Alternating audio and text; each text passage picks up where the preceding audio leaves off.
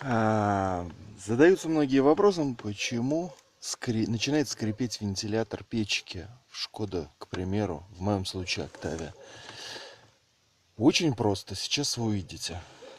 Последний раз эту печку, двигатель демонтировали порядка 70 тысяч километров назад.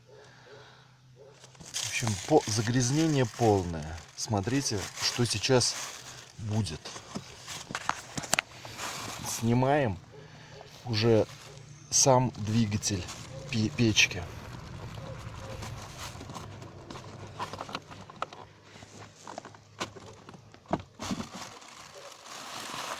Из нее просто вываливается.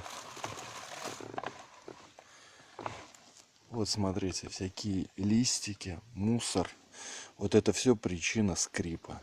Вот это надо сейчас все будет вычищать, вымывать, смазывать, и тогда двигатель будет работать как новенький. Поэтому менять ничего не надо, все просто в техническом плановом режиме.